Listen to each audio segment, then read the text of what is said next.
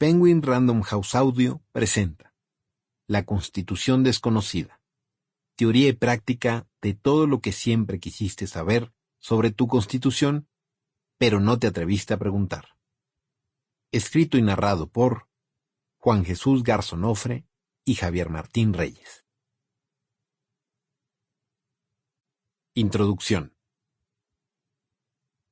De entrada, no resulta fácil comprender el funcionamiento de un sistema jurídico donde existe una Constitución federal, 32 constituciones locales, cerca de 315 leyes de carácter federal y más de 1.200 tratados internacionales. Como si esto fuera poco, toda esa normatividad debe aplicarse en una república conformada por 32 entidades federativas, 31 estados más la Ciudad de México, subdivididas a su vez en 2.475 unidades, que incluyen las 16 demarcaciones territoriales de la capital del país y los 2.459 municipios en los estados. En ese sentido, quizás uno de los pocos aspectos constantes en el sistema jurídico mexicano sean sus tensiones y contradicciones. Por un lado, nos jactamos de ser los creadores del amparo y de tener una de las constituciones más extensas del mundo, mientras que, por otro, encontramos que al día de hoy todavía resulta difícil garantizar que los derechos plasmados en los textos jurídicos se lleven a la práctica, o, simple y sencillamente, que el Estado cumpla con sus obligaciones constitucionales para evitar las graves violaciones en materia de derechos humanos que en los últimos años se han ido normalizando.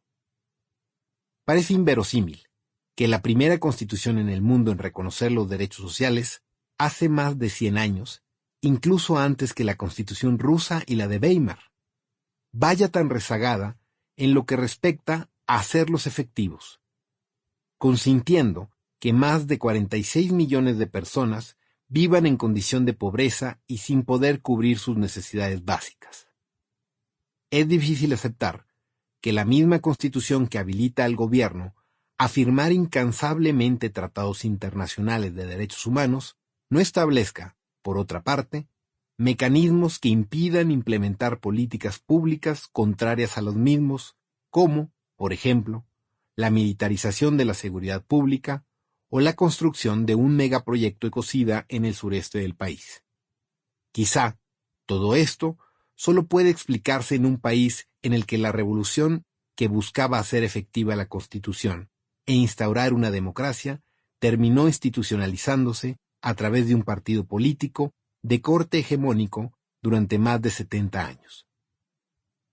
Ante este panorama, no cabe duda de que explicar el documento que debe guiar los ejes rectores de nuestra vida nacional resulte una tarea compleja, que enseñar derecho constitucional, una materia que promete tanto y cumple tan poco, parecería un acto un tanto inútil, que difícilmente se puede llevar a la práctica lo establecido en el texto constitucional cuando sus constantes transformaciones con frecuencia se quedan en letra muerta.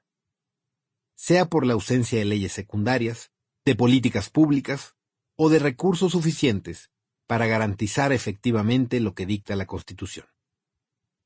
Por ello, tal vez muchas personas, antes que aspirar a comprender las complejidades y el contenido de la Constitución, tomándose en serio lo que ahí se establece, se limitan a repasar y repetir tópicos y clichés sobre la misma sin ningún tipo de consideración.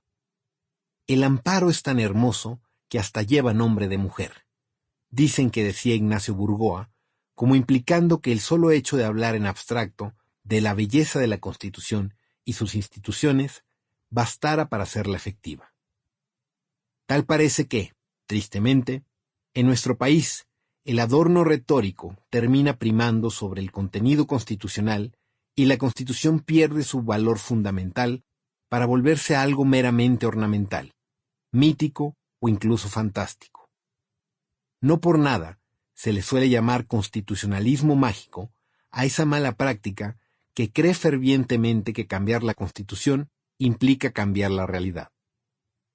Habría que recordar cómo nos fue a principios de 2017 al celebrar el centenario de la Constitución mexicana promulgada en 1917.